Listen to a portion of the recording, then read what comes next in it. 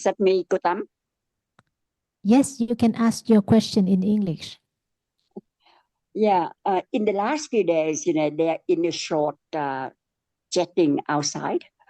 Cô Như Hòa and sometime in the group, they mentioned about the word conditions. To me, it is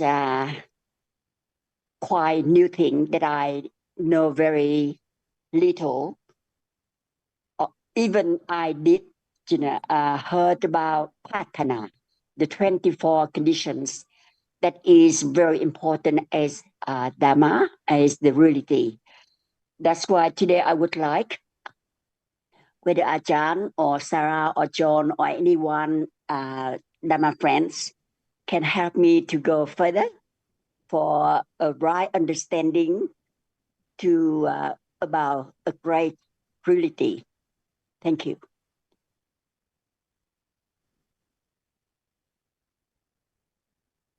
So as you have been discussing, we learn about different realities that are true now. For example, seeing now. Seeing is a reality yep. that experiences what is visible, and it arises by different conditions. So without an object, the visible object, there cannot be seeing. Without eye sense, there cannot be seeing. If someone is completely blind, no seeing. So we learn about other realities which are conditions for seeing. Another condition is past karma, because seeing is result. It's a result of past karma. So without past karma, there cannot be seeing. And it depends on whether it was wholesome or unwholesome, kusala or akusala karma in the past, as to whether the seeing now sees a pleasant or unpleasant object. So learning about different realities one by one, we begin to understand how each one arises by conditions, not by a self trying to make it arise or controlling it or deciding what is going to be seen at this moment. So that's why we talk about the different dhammas now, to understand no one that sees, nothing that's seen, just different dhammas arising by different conditions. And we don't have to go through the book and learn about the conditions one by one, because this is just book study. It's by understanding more about the dhammas at this moment that gradually we begin to learn the conditions for seeing quite different from the conditions for the visible object that's seen, the rupa that is seen. And the clinging to what is seen arises by very different conditions again. So the only way to let go of the idea of I and something is to understand about the different dhammas. And gradually we can begin to appreciate the different conditions that condition each one to arise, like the clinging now to what is seen. Without the habit or the tendency to cling, no clinging. For the very wise, for the arahats, clinging is eradicated. But now there is the habit of clinging. So as soon as there is seeing, there is clinging instantly to what is seen or heard, and so on. So we don't have to think of 24 conditions or count them or work out exactly what is what, but we begin to appreciate the nature of different conditions by understanding more about the realities now. Yeah, just add briefly. Hey, sorry, can I just say something before John comes in? Yes, please go ahead. The reason I asked because to say at this moment, what is or what are one or some of those 24 conditions that present For example, I just have a wonder, just a question in my mind. That's why I asked the question. Yeah, but whatever that Sarah told us is very obvious. Yeah, because the eye consciousness need the eye base, need the object, blah blah blah. Yeah, but so for me, why we need to know that 24 conditions in for the reality. Yep, thank you. So, like you say, the object, each cheetah has to experience an object. If there's no object experience, no cheetah can arise. So at this moment and every moment, there is an object, aramana pachya. Without aramana pachya, without an object that is experienced, no cheetah. So it's here and now. This is one condition now. Yep, yep. Wow. Without visible object that's seen as aramana, no seeing. So, and each cheetah now rises and falls away and conditions the next one, anantara pachya. The cheetah now cannot arise without the cheetah that has just fallen away. So by learning about the cheetahs and the Chaitasikas and Rupas, we learn about the conditions. We cannot study conditions without studying dhammas, without studying realities. Agree. Yep. Yeah. Thank you, sir. Yes, John, I would like to hear from you as well. I was just going to talk about conditionality in a general sense because it is what it explains why things change. Nothing stays the same for very long. And what causes change are conditions of one kind or another. Indeed, we are told that consciousness is only momentary, lasting for a very fleeting moment. It arises and falls away. And again, the arising and falling away are governed by conditions. So conditions are things that account for the rise and fall of realities and for why things change. Earlier, Sarah said that it's not necessary to study each condition, number 1 to 24, because that is just gaining book knowledge. Knowledge. Yeah. But you asked for some examples of conditions, which Sarah has given. But let's remember this, that the Buddha's path is about understanding what appears now. And when we learn about these conditions, it's only going to be book knowledge for us because the conditions themselves are not apparent to understanding. It's just like we learn about the different kinds of consciousness and the different rupas and the different objects of the different consciousness.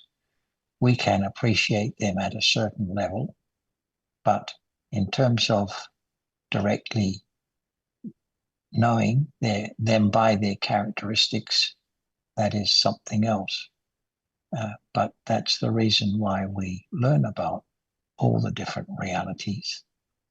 And conditions explain the relationship between different realities. For example, the object condition 1 that you mentioned and Sarah mentioned, the object is a condition for the consciousness that experiences it by way of object condition. So that's a relationship, the consciousness and its object. So that's my comment. Thanks. So continuing to talk a little more about seeing now, there has to be the aramana pachya. It has the eye sense has to have arisen previously and the visible object has to have risen previously, purijata paccaya, for the seeing to arise. There has to be the arising of 7 cetasikas arising together with the seeing, sahajata paccaya. So we just begin to learn little by little about different dhammas arising together. Kama paccaya, which brings its result later. Nana kanika kama paccaya. Different from the... Sarah, I don't know Yes. much about Pali.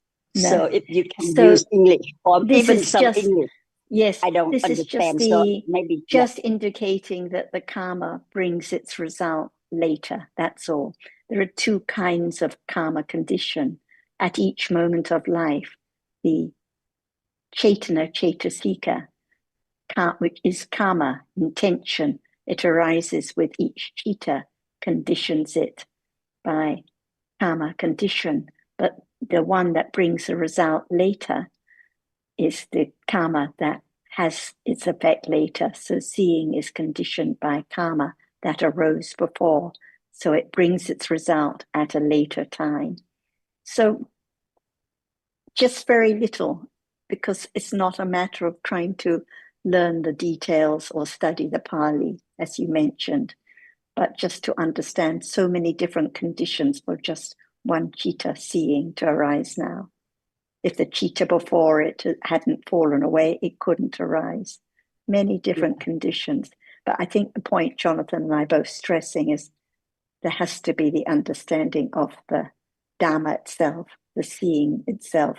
Otherwise, however much one reads about or learns about conditions, it won't be of any use if there's no understanding of the seeing now, what is seeing right now.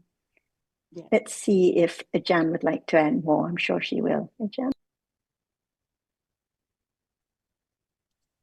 Hello, If Ajahn. what is there now, if there's no understanding of the truth of what is there, can there be any understanding of anything? That's why this moment is the proof whether there is any understanding of what we are talking about, no matter in terms of condition or whatever is there. So now, what is there now? Is it known as it is? What is Yes. there now?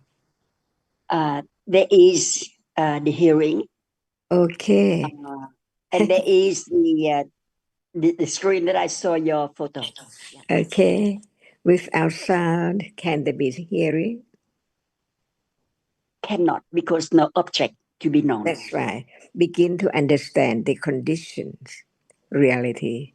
Whatever is there is real, and before it's arising, where is it?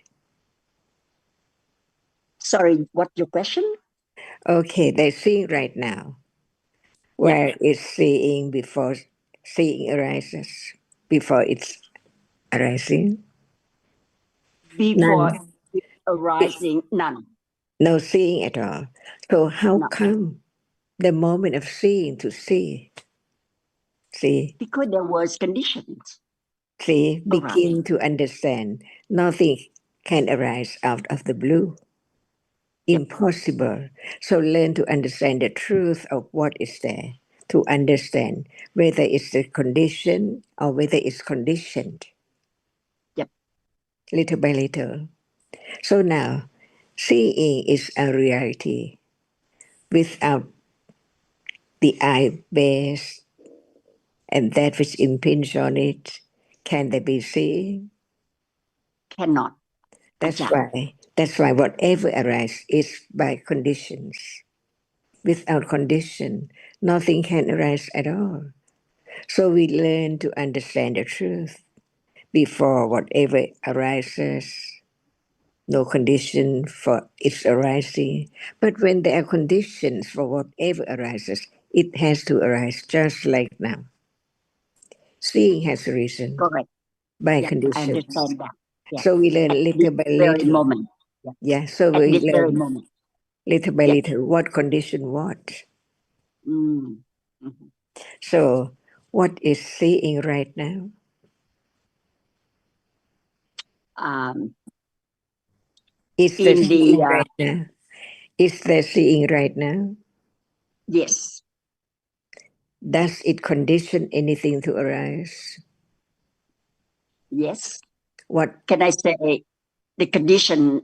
Of course, the eye base No. and Excuse sorry. me. Seeing cannot condition eye base to arise, isn't it?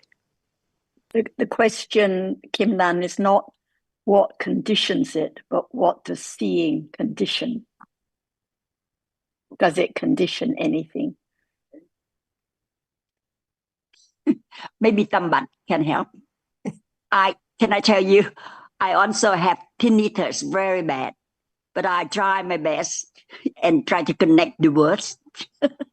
So I could answer some, but so if I miss the main words, then I lose a whole lot. No, you're doing fine, Kim Lan. So like you said before, eye base has to be there as a condition for seeing. And Ajahn question now is, what does seeing has to be there to condition? What does seeing condition? Eye base condition seeing. What does seeing condition? They have to be the eye consciousness to see the object. Is that the right answer? Or I still miss the question? It's closer. Seeing is eye consciousness.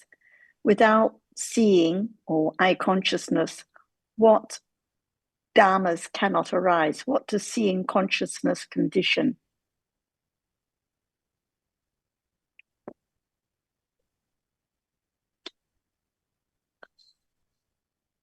No, I don't know the answer.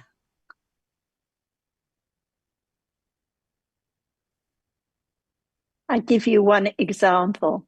I mentioned as one example, which you agreed with, that seeing has to arise with different cetasikas. There have to be passa, a contact, different cetasikas arising with seeing, conditioning the seeing. And the seeing has to condition those cetasikas because they arise together, experience the same object, and fall away. So that is one example where seeing conditions the cetasikas that arise together with it. Yeah, they all arise together. Yep. Yes, that's one example. Yes. Thank you.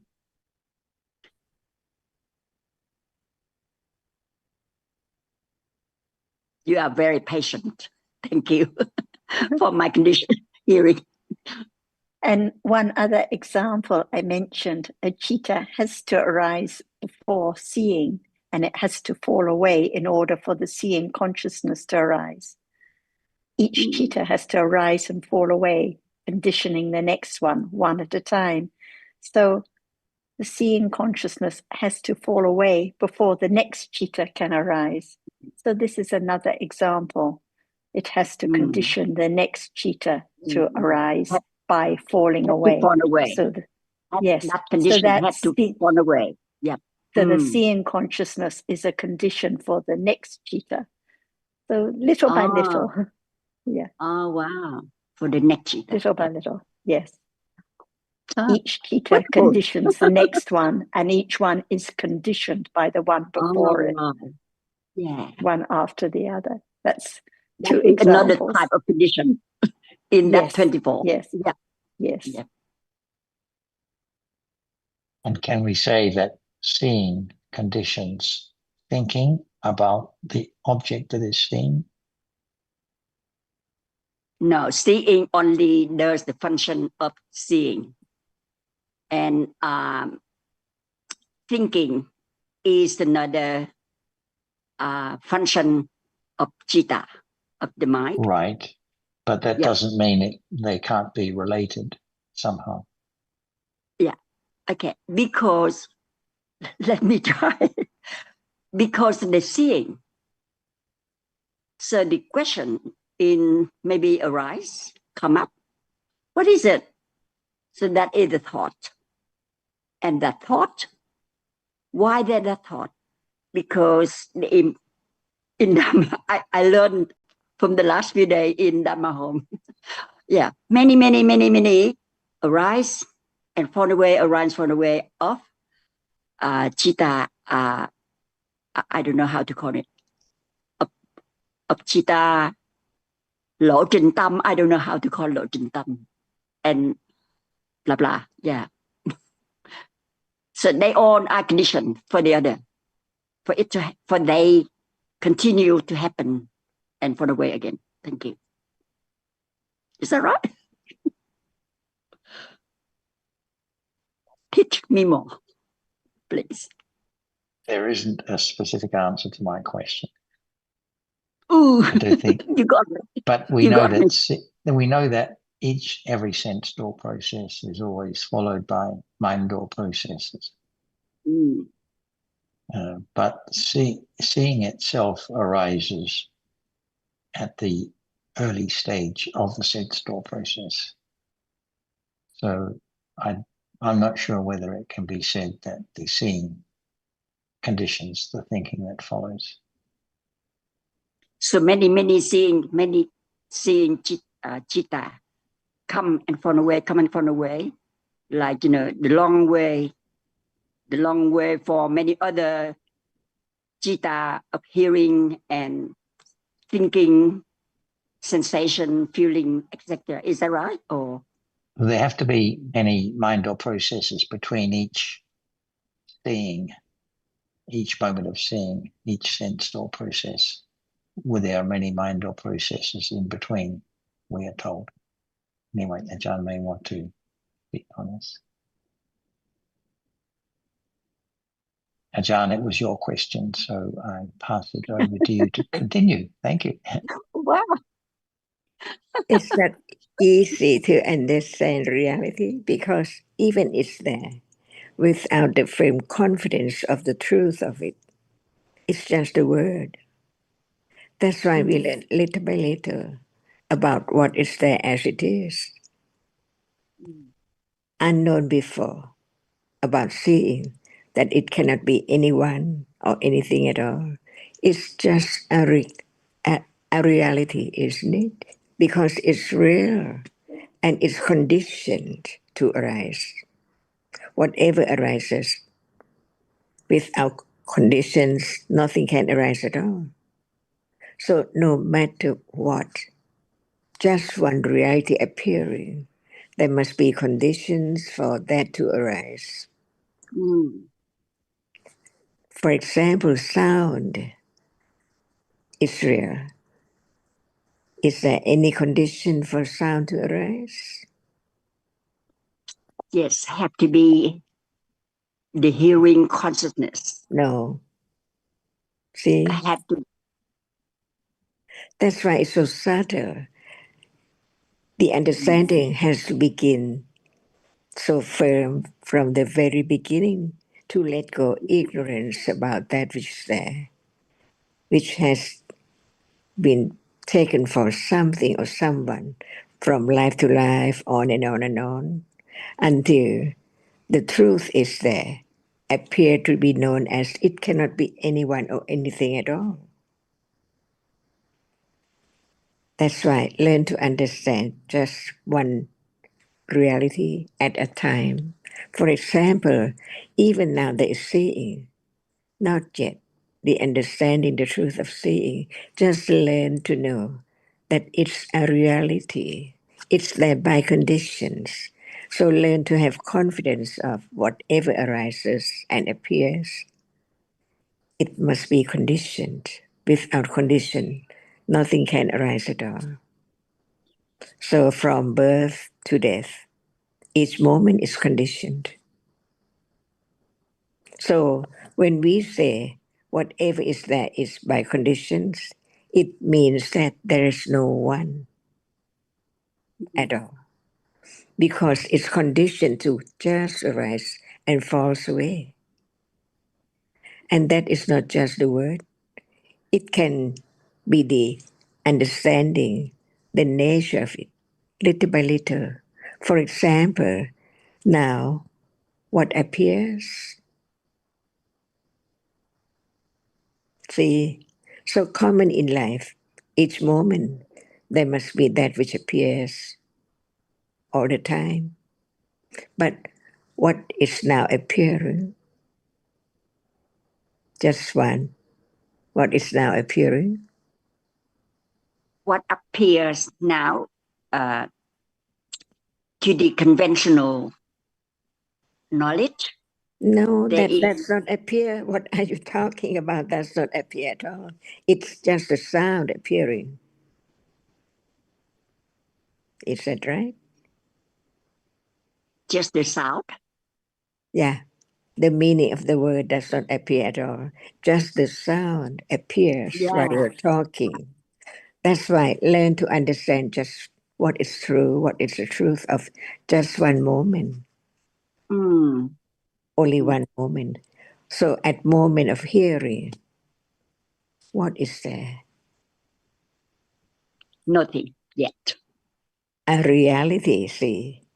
When we say a reality, what does it mean? No one there at all. Mm, Nothing is there, only a reality from moment to moment. And if it does not arise, it cannot be there heard at all. And what condition it to arise? Learn to understand a little more of the truth of each moment, each reality, to let go, cling, ignorance to what is mm, there from moment to moment in life. And this is the only way to let go. Wrong understanding, which takes what is there for something all the time. mm. Yep. That's why the reality, the truth of our reality is so very, very subtle. Because seeing does not appear to be known. Is it true? So at moment of seeing, what appears to be known? Ajahn, I have to confess with you and Sarah and John, before I came to this teaching about the very, very real realities, to me, what appear, what the reality is. For example, when I close my eyes and open the very first um, form I see, not realize what it is yet. It means I did not look in details. There is a tree, there is a window, No, for example. It is no. to me that the reality. But now, with your teaching, it is a big jump for me from the reality, not really real, not really reality, then to this sort of absolute reality that I did not dream to know. But now, thank you. Thanks a lot. Is Yep. this right understanding of the truth, which is so very Mm. subtle? Is it right understanding? Even Mm. right understanding is not yours. Still may not right yet. Yep. Learn to understand each reality as it is. Different one. Yep.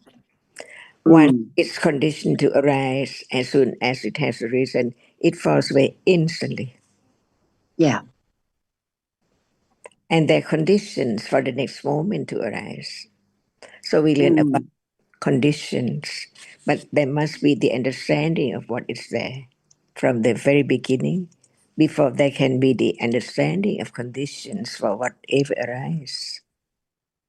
Thank you, Archer. Thank you. Mm. And is this Dhamma? It is What, Dhamma. what is Dhamma? What I just heard about conditions, Whatever, conditions is Dhamma. Yep. no matter what, whatever is real, it's a Dhamma. How can it be known that it's real? Can it Because, be known? because it has the characteristic which appears to be known. Mm. The It's, characteristic to appear to be known. for example, hardness. Does it appear now? Is that the hardness or what? The hardness. Yeah, Hardness. the hardness appear now. Yeah. What moment? In what moment? In the present moment. What moment? Present moment? What is this present moment? Hardness appear? At a moment of seeing, is there any hardness? No, but because I hold the phone, I hold the phone in my hand. That's why I say there is the hardness on my side.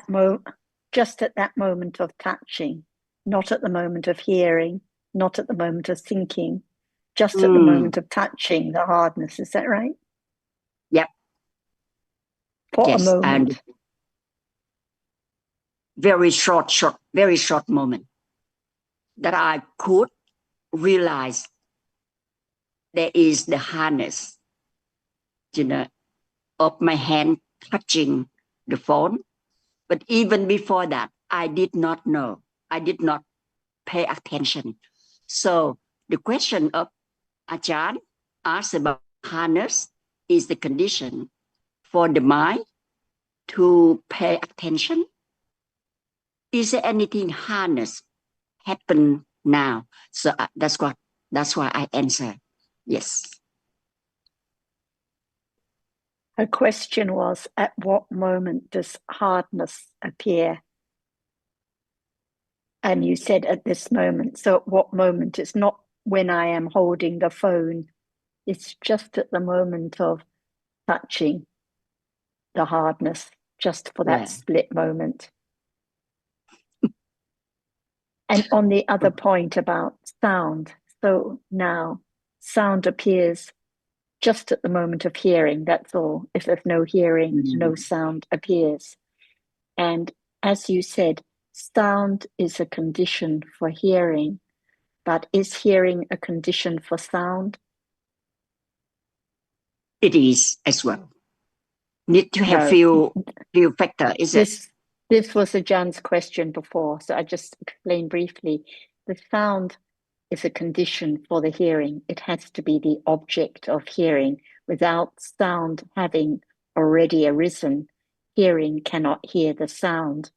But sound is a rupa. I don't know if you know the word rupa. Rupa are the realities that don't experience anything. And the conditions for, yes, the matter. So sound is a rupa, and the conditions for rupas to arise can only be chitta, karma, nutriment, or temperature.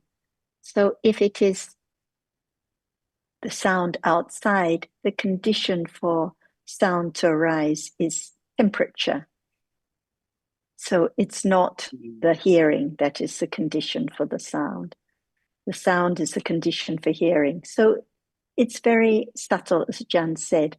It seems obvious. We think, oh, yes, hearing must be a condition for sound, but it's the other way around. Sound is a condition for hearing. It has to have already arisen, but hearing is not a condition for sound. Sarah, what about the air? Because the sound need to be conducted. Is it by vibration? Is that all very... Then we're starting to think about our conventional understanding and our scientific understanding. Actually, two conditions for sound to arise. One is the temperature outside, and one is the chitta. For example, now at the moment of speaking, the chitta, the consciousness, conditions the sound when speaking. But if it's the sound of the traffic, the sound of the waterfall, temperature is the condition. So little by little, and as we've all been stressing, without understanding the dhammas themselves, nothing can be understood about the conditions. So slowly. Sarah, may I ask why temperature is the condition for the sound to be heard? Why temperature? just only temperature. Temperature.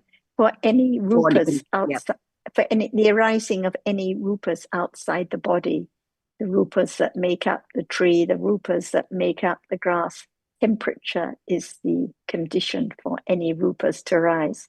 For the rupas inside the body, the conditions can be karma. For example, eye sense is conditioned by karma. Chitta, the intention to speak, conditions are rupa. For example, nutriment, if we don't eat, then no conditions for the rupas, and the nutritive essence inside the body is conditioned for rupas, and temperature, hot, cold inside the body is conditioned for rupas. Thank you. The way it is, little by little. So wow. The study of paccaya, of conditions, is very intricate, and it has to come back to what appears now, what can be understood now. I agree. Absolutely. Yep, have to be what happens now. Very interesting. Yep. Thank you. And thank please, you very, very much. And don't be concerned if you miss the point or mishear or misunderstand, because it's very subtle and deep and intricate for everyone. So yeah.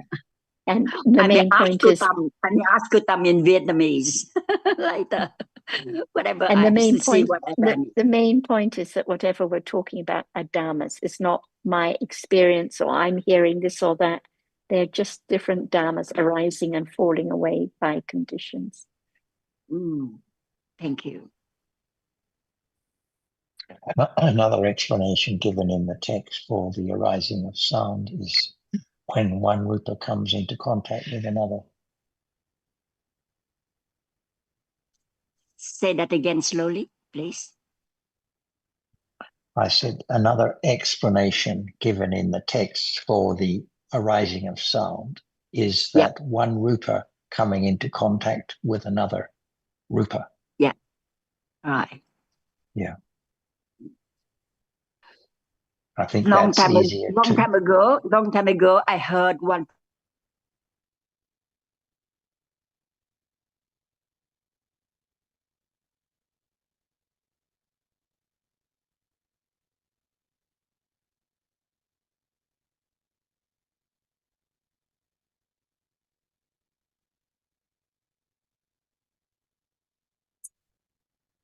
The connection has some problems.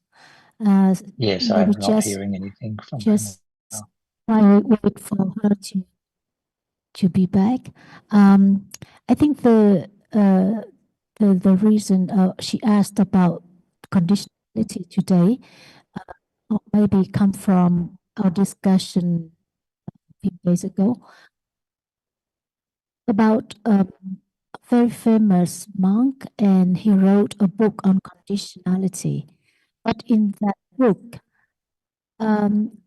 he explained the conditionality in terms of stories. And so I think she Sorry, we're not hearing all of your sound, Dhamma.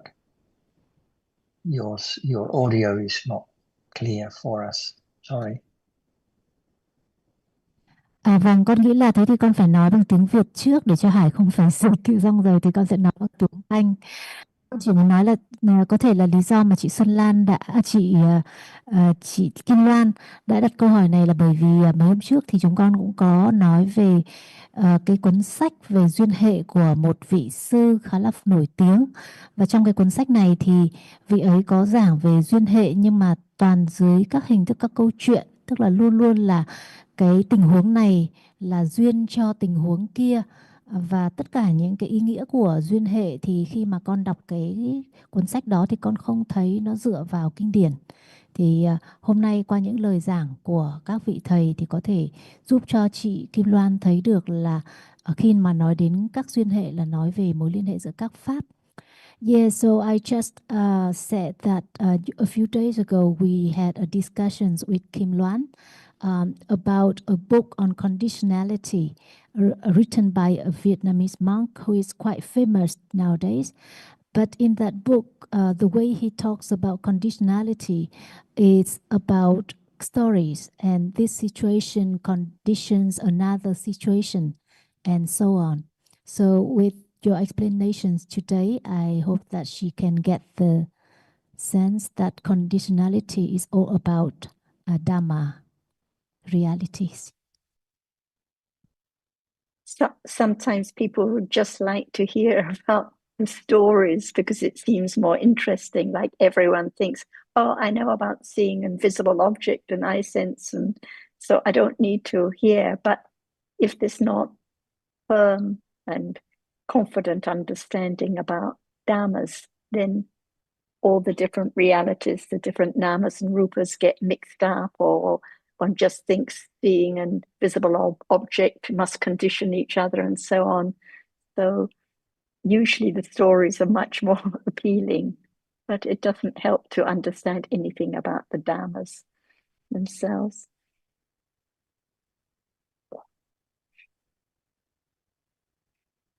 And Sun, very happy to see you with Tambak.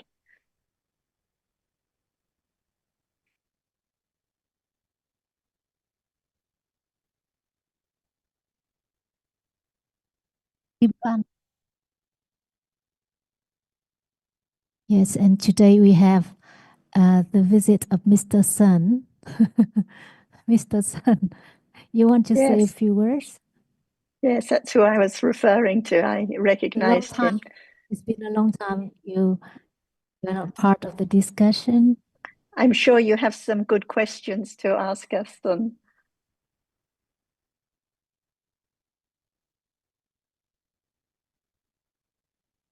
Vâng, cũng tương đối lâu thì con mới có dịp được gặp lại A Chan,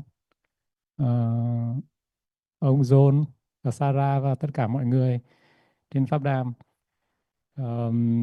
Thì con thì không có câu hỏi gì, chỉ có là tán thán sự kiên trì, nhẫn nại và ham học hỏi của tất cả mọi người trong cái thời gian cũng từ khi con biết thì cũng tương đối là dài, phải hơn chục năm vừa qua. Thì chỉ có gửi lời hỏi thăm và tán thán cái việc nhiệt tâm chia sẻ rồi tìm hiểu, kiên nhẫn của tất cả mọi người thôi ạ. Nhưng con không có câu hỏi gì ạ. Xin hết ạ.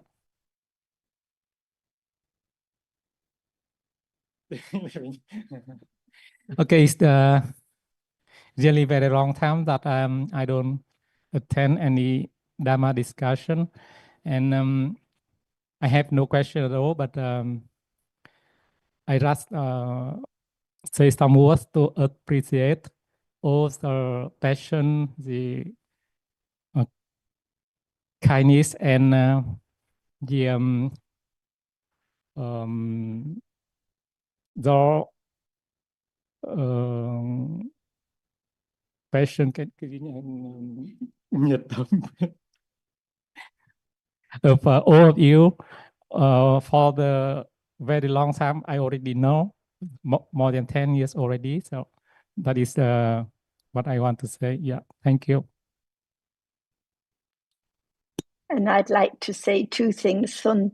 One is that even when we don't see you, we always appreciate your kindness and generosity and support when we're in Vietnam and at other times. I know you're always giving a lot of support, so anumodana for that.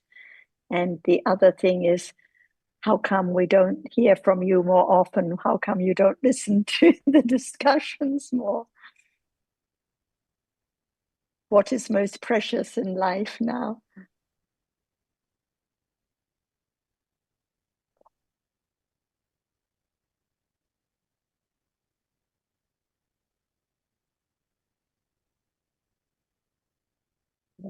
Okay, thank you, Sarah. Thank you for. Vâng, rất cảm ơn cô Sarah đã nhớ đến tôi và đã có những lời động viên đối với lại các cái việc làm mà tôi đã có thể làm được trong khi tôi không tham dự pháp đàm cũng như là những cái việc khác. Thì thực ra thì cũng rất là cảm ơn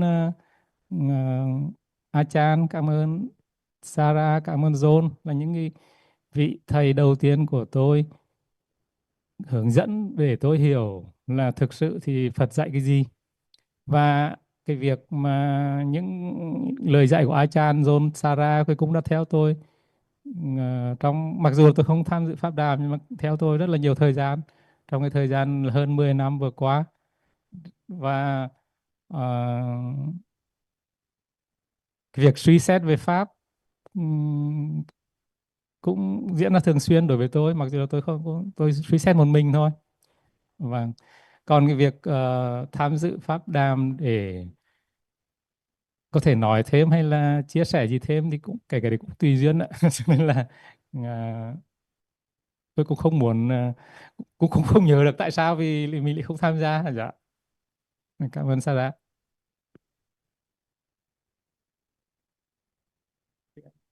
Quên mất được, khéo anh nói cái khác. Tôi không nói về đời sống cái cái. Okay. Mỗi lần nói anh như kiểu. I'm gonna help this Vietnamese Australian. You speak his. Okay. It is difficult for me to translate all of my thinking in the past into English. Perhaps when I say in English, it will be different than in Vietnam, what I already told in Vietnamese. So That's fine. That's fine. yeah, We'll have the English version. Yes.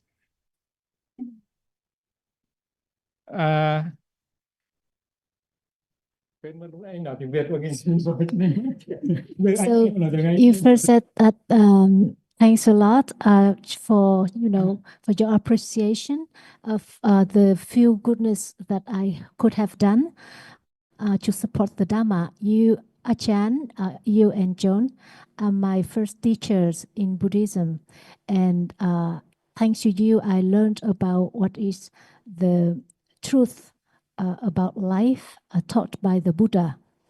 And although, in the last years, I didn't participate in the discussions, but I still think about it and consider about it.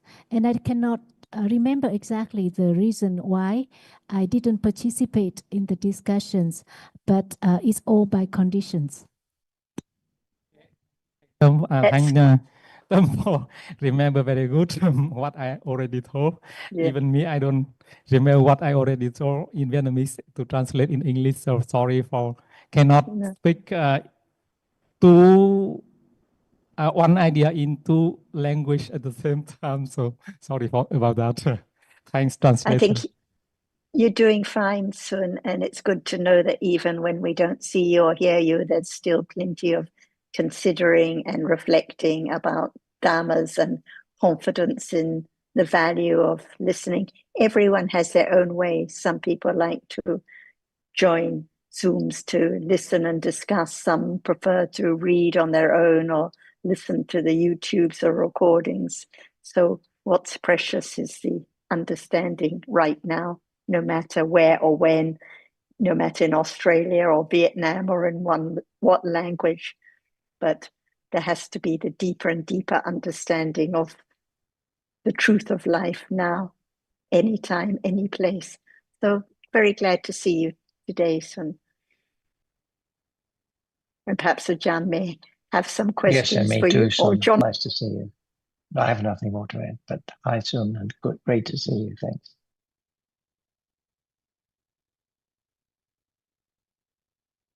No matter where you are, Dhammas are there. It depends on how much accumulation to see that what can be known in this life is the truth of this very moment. Even if so very little, but it can be accumulated. To understand the truth, who knows, from birth to death, no understanding of the truth at all. What is born and what die. See? No one. Otherwise, before birth, where is the one? Or at moment of death, how the one gone? No more. So in truth, there's no one, only the different moments, condition, from moment to experience different happenings, different events, different kinds of pleasure, of feeling, and on and on. That's all, and gone. That's we think about yesterday events, about cooking, eating, food, and so on. From moment of waking up to the moment of being fall asleep. See, all gone. No condition to think about it, but there can be thinking about something by conditions. Each moment is different realities, unknown, because it's conditioned to just arise and fall away in split seconds. Where were you yesterday? Now, know you each moment, no matter yesterday or today or tomorrow or next life. No matter seeing, hearing, smelling, tasting, touching, they all gone. Never return at all. So what is right and what is wrong? What is right understanding and what is wrong understanding? Without the moment of understanding, wrong understanding and ignorance and attachment are conditioned to arise and gone unknowingly. What is left is I, and something the whole day, from morning to night, again and again and again, and gone. Never arise again. This life is ended. No more this person at all. In truth, no more person from birth to death. Is it better to know before death?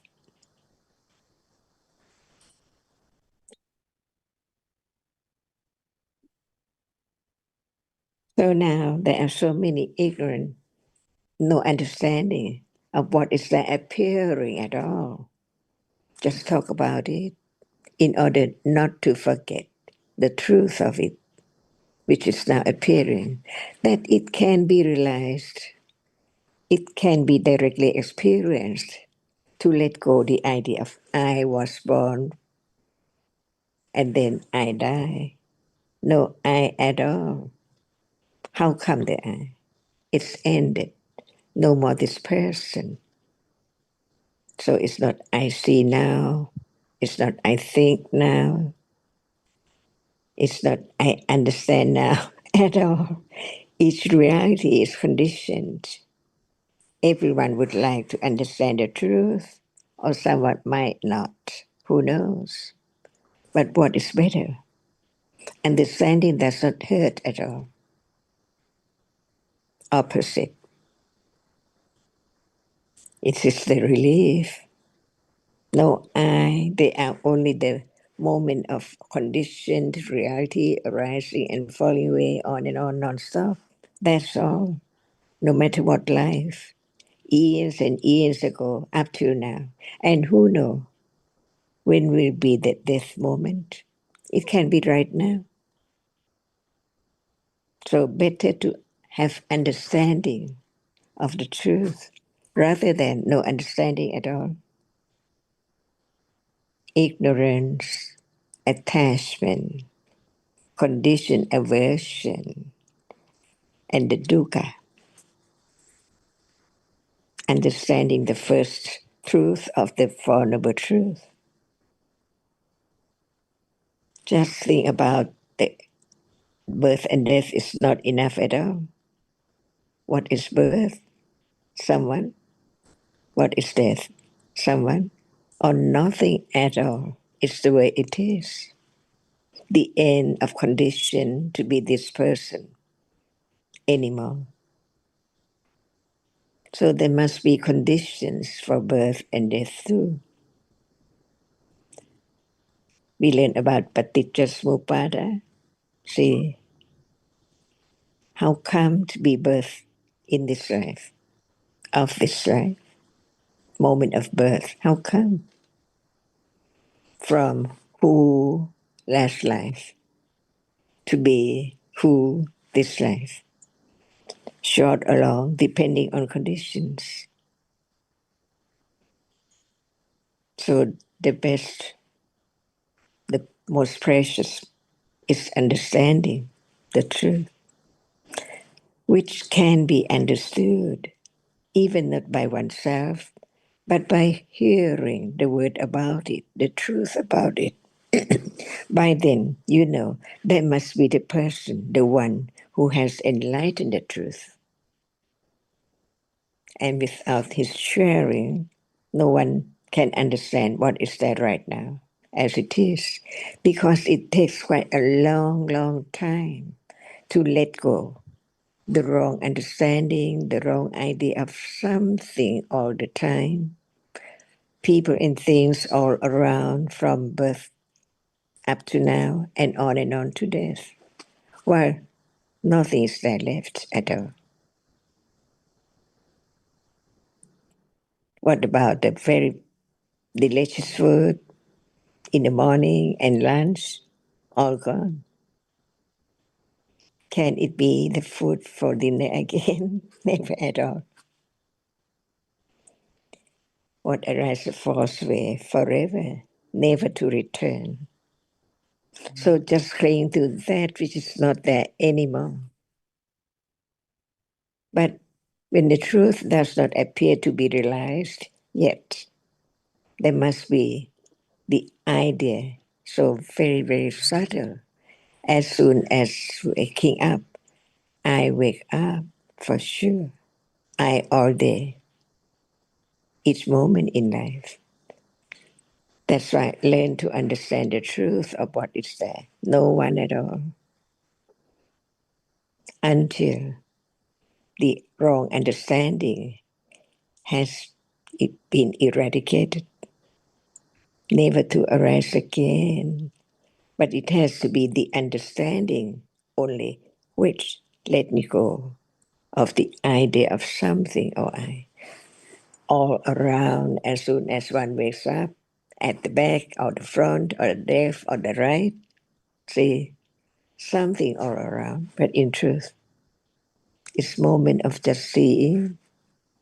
And at moment of seeing, there cannot be anything at all. Because the seeing is at the eye base. See, it's there for sure. So if there's no understanding of the world or whatever is there, it's so close at the eye, the ear, the nose, the tongue, the body sense, that's all. Thinking about it's there too. Not outside the body at all. It's there, arising and falling away unknown. No thought about it in a day at all. What is thought about is only that which is experienced. That which is seen is something instantly. How quickly, just open one's eye, all are there. Something, all are there. But in truth, just one moment of seeing, experiencing that which impinge on the eye base at the eye base. Is it true? How much ignorance, taking that which appears, which is gone instantly, what is left is just the shape and form and the mark of something there, taken for a person or a pillow. See,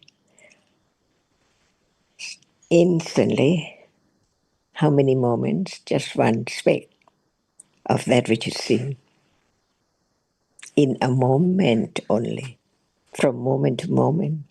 So it's the world of what? Ignorance, attachment. Is it true? So it's not just true only to learn, but to develop the understanding little by little until it can realize the truth, the third round of the Four Noble Truths. That's why hearing about the truth in the teachings of the Enlightenment, about the Four Noble Truths, the three rounds, not just only one. There must be hearing, considering carefully, understanding the subtlety of each reality right now. It's gone, but it seems like it's there. See how much to think about, how much to be true to the truth, and how much to understand what's right and what's wrong. Wrong understanding or right understanding right now. It has to be from moment to moment. So learn little by little to understand Dhamma.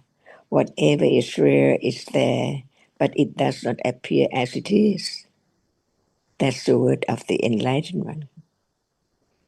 What appears does not appear as it is.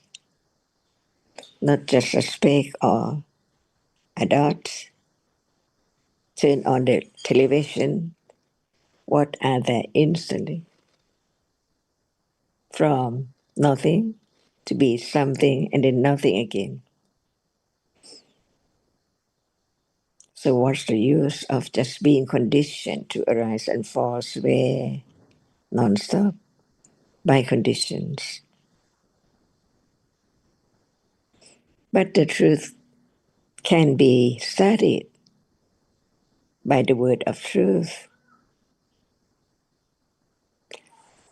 Who knows who's the Buddha without understand the word of his teachings about what is there every moment, even right now?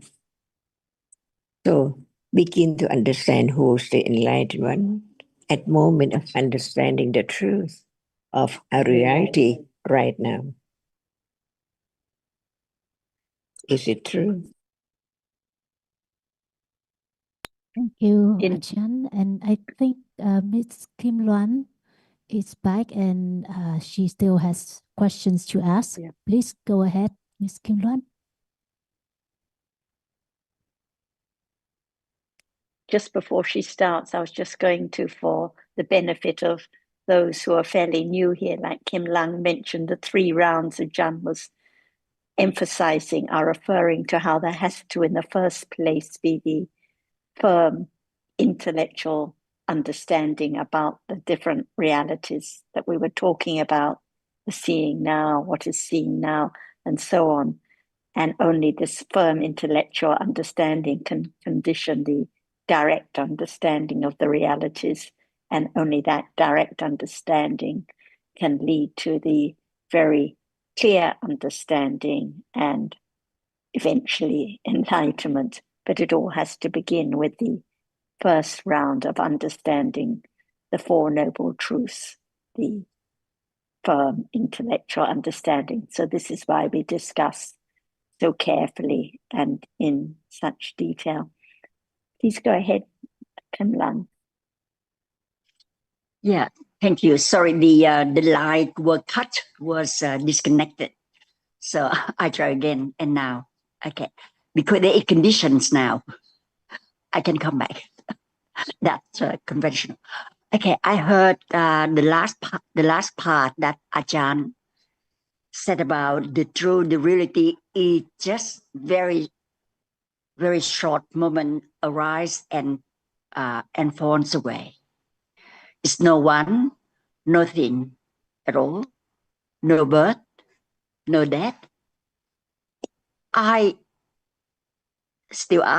say this mind, try to live with the reality about non-self, like seeing things happen, just the mind and the body, the mind and bodily processes of Dhamma due to causes and conditions, what absent, what present, etc.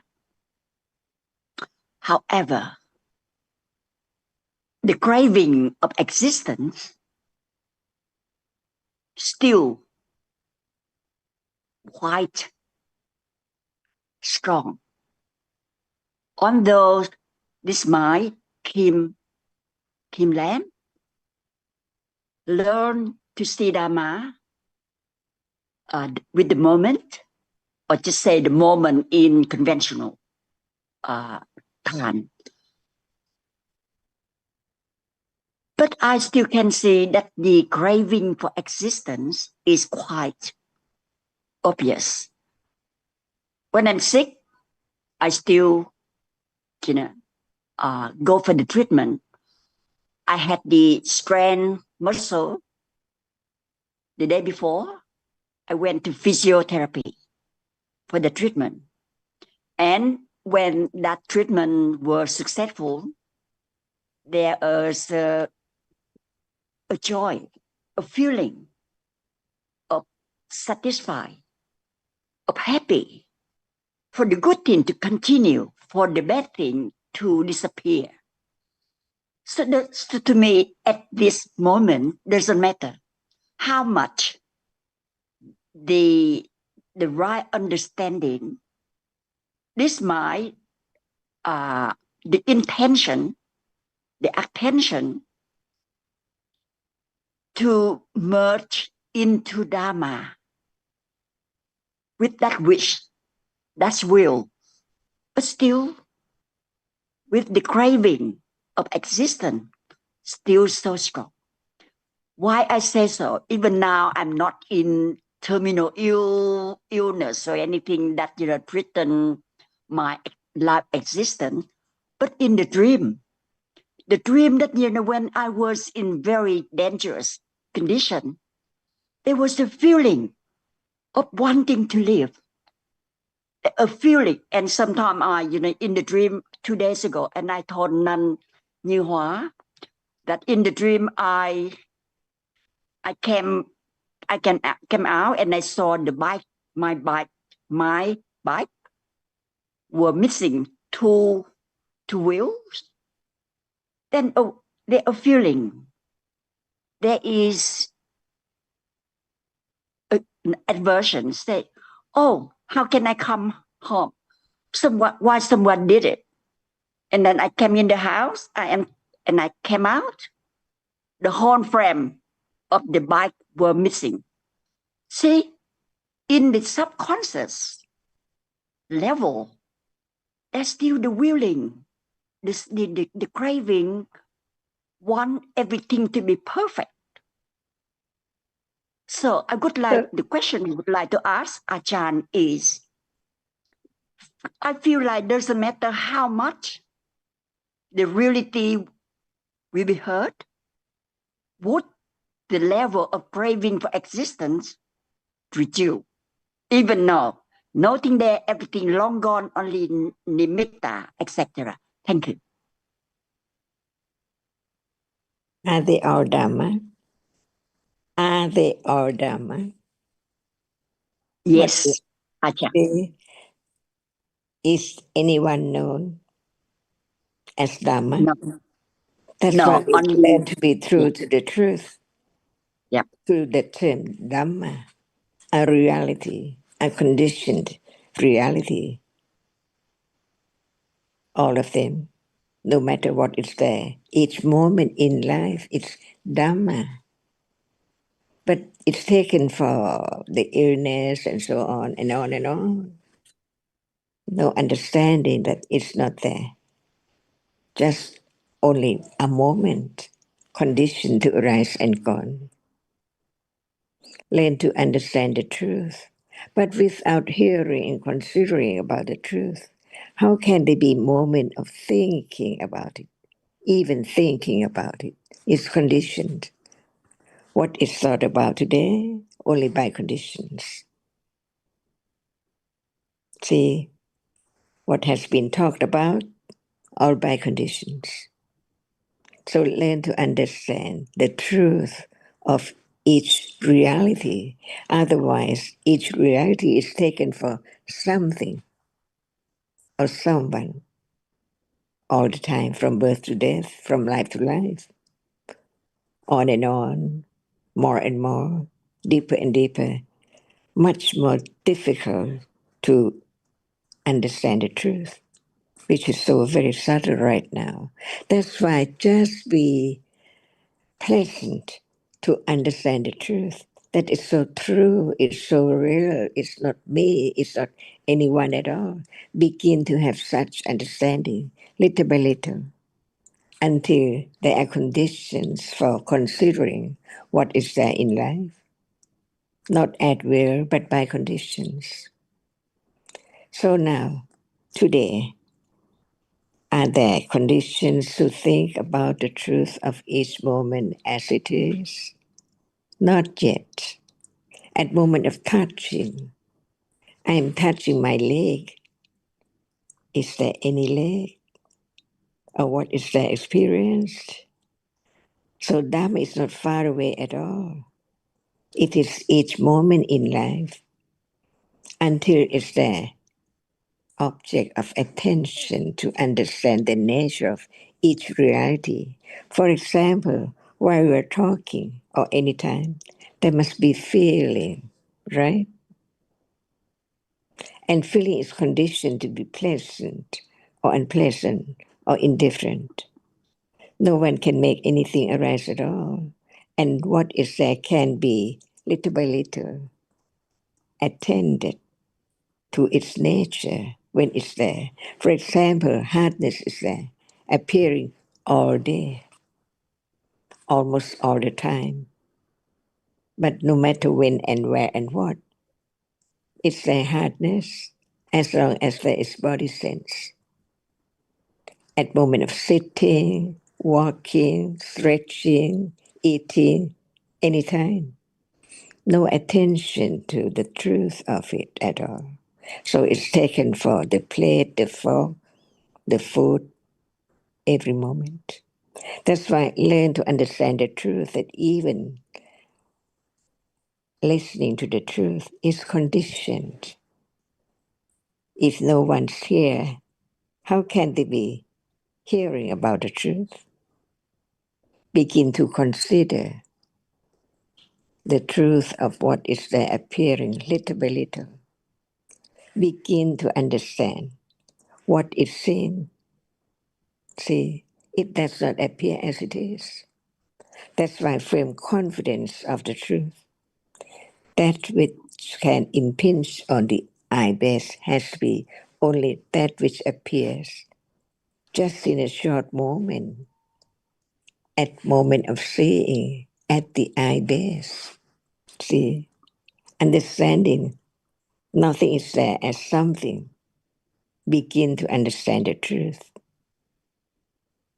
when it's there at the source of its appearing, not outside the body at all. The whole world is there. The seeing, the hearing, the smelling, the tasting, the touching. But ignorance is there. No thought about it, just no understanding of it. But when the word about it is heard, is it true? Seeing is real, it's conditioned, and it arises and falls away, never to arise again. Begin to have firm confidence of Dhamma, one by one, until all of them, no matter when, it's a Dhamma. Just once in samsara, never to arise again, little by little. That's why it doesn't matter at all how long it will take to have the firm confidence of the Ariya Satya Dhamma. It's Dhamma and it's Satya, so true. And when it's realized, it's Ariya Satya. No wrong understanding, not taking it as something or I anymore. And the eradication of all kinds of akusala and wholesome reality will be at the end in life. No matter how long, it doesn't matter at all, because it depends on understanding only. So understanding is a reality. It's conditioned to arise when there is hearing and careful considering, wisely considering about what is now appearing little by little, until it's direct understanding with direct awareness. See, another stage of understanding, the second round of the Four Noble Truths. So now we begin to understand the first round, the first Ariya Satya of the first round, and the second, and the third, and what about the fourth? It's right now, not far away at all. A moment of understanding the truth is Sammaditi, Samma, the right understanding of the truth, conditioned to arise with other Makka, 8 of them, and the others too, by conditions. Understanding the reality and the conditions for what arises is the only way to gradually letting go the idea of self or something. But it's not known, even right now, how much ignorance is gradually wearing away. That's like holding the knife's handle. Who knows? Each moment of touching, how much it's wearing away. Unknown. That is the firm confidence of anatta. If that's really idea is, oh, I know a lot now, it can condition in this life the moment of the vipassana jnana, the third round of the Four Noble Truths. It's wrong. Because it cannot be at will at all. Because it's so subtle, it works its way, little by little. Before becoming Sotapanna, even Sariputta didn't know how much accumulation of understanding to be a moment of enlightened the truth. Just from hearing few words about the truth. It's ready, it's time. No one can stop the moment of enlightening the truth, the Four Noble Truth, the first stage. See, it's just like now. At moment thinking, trying, is not the right way, but understanding how deep it is, how subtle it is the only way to gradually less clinging to wanting or clinging to understand the truth, to realize the truth at level of enlighten the truth, the third round. All Dhammas, anatta, even right understanding now is gradually developing. It's anatta. The path is so subtle. So all four noble truths are so very subtle.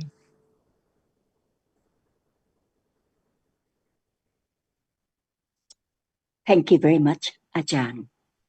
I got your advice. Yep. Thank you. And Kim Lam, a couple of points to add. When there's the idea of this mind, Kim Lam, or this mind, Sarah, it's not the understanding of Dhamma, or I can see Dhamma, I can see craving, I get treatment, intention to merge into Dhamma. It's all the story about I. It's not the study of Dhammas. There is no mind Kim Lam. There are just different chittas arising and falling away, accompanied by cetasikas arising and falling away. In truth, know this mind, no I that can see Dhamma, no I that can merge or I can see craving, just different Dhammas. So the study of Dhammas is the gradual letting go of the idea of I that can see and do and think and experience and my mind, something there. Just different Dhammas arising and falling away, each one gone instantly. So this is why we consider more and more carefully about what is Dhamma now, what are the Nama Dhammas that experience objects, and what are the Rupa Dhammas that don't experience anything, to let go of the idea of my mind and what I can see and do and merge and experience. So it comes back to now, what is now. And I would just like to briefly add something that only the Arahat has eradicated craving for existence, for further becoming. So even the stream enterer still has that defilement, that akusala citta accumulated, and it will arise from time to time. So for us, there should be no surprise that even if we are interested in the development of the path, there is still very strong craving for existence, because it does not get eradicated until such a late stage, and even before then it may still be quite strong up until time of eradication. So it comes back, as always, to understanding what can be understood at the present moment without expectation that it's going to bring any particular change in our life, because understanding different realities as they are doesn't mean any great change in life as we know it, but just gradual change over a long period of time. Thank you. Thank you. Thank you, Ajahn, Sarah, and John. Yeah, to me it's quite funny because, since knowing Dhamma in the bracket, not the real Dhamma that I have learned from the last few days, with a great opening of the new insight. Time to time, with the letting go of the attachment of the possession, like house or children, grandchildren, or even myself, for example. I learned, but on just from the thought. For example, I had the thought, if all my children or grandchildren had accident at once, how this Kim Lam feel. And at that moment, I feel very light. I feel it's okay, because that is their karma about life, lifespan.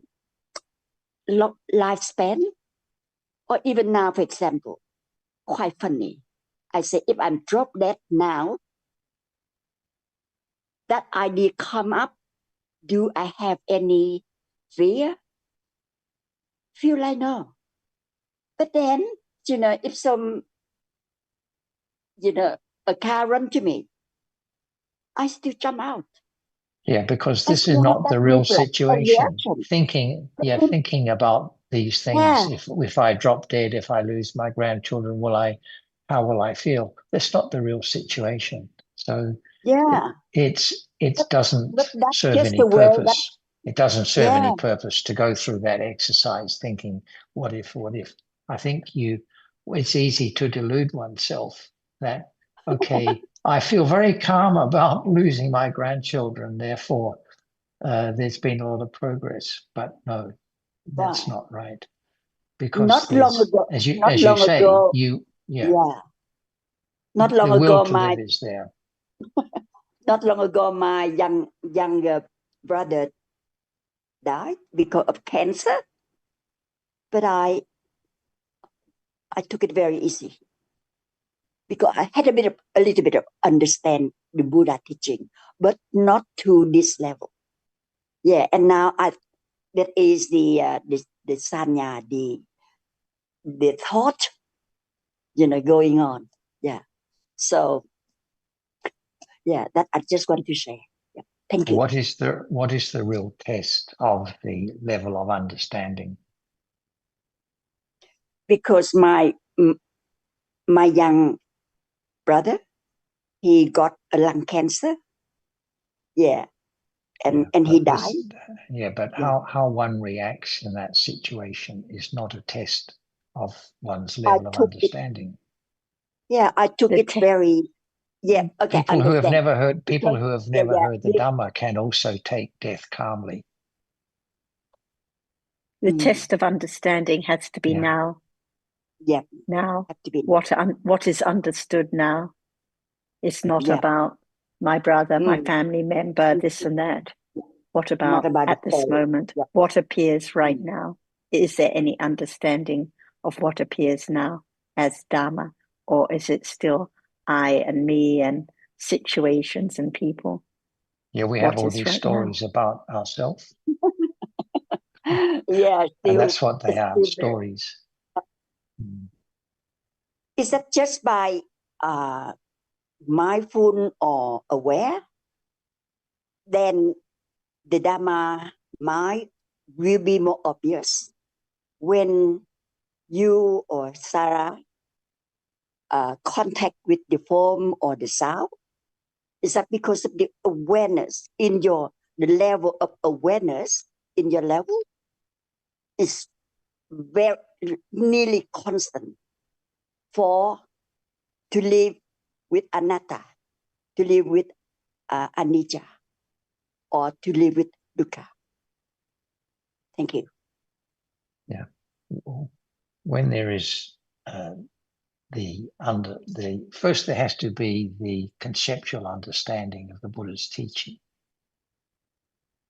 And then there has to be some reflection on the true meaning of what one has heard about the realities of the present moment. But life goes on as it has always gone on. Each personality is different. One has one's likes and dislikes. And that doesn't change just because there is the beginning of understanding the true nature of reality. So whatever you may have heard about how people are less reactive when they develop understanding and that sort of thing has to be put aside, because the Buddha didn't teach that. He didn't say the person who begins to develop the path suddenly becomes a calmer person, has less attachment to their family, can withstand the grief of separation. No, he didn't say that. That may be my case now. Yeah, that is a general misconception about the development of understanding. And we can continue next time, I think. So it's always now, understanding Dhamma's now. I'm going out. Okay. Yeah. Thank you. Thanks for your perceptive questions and comments, Kinlan.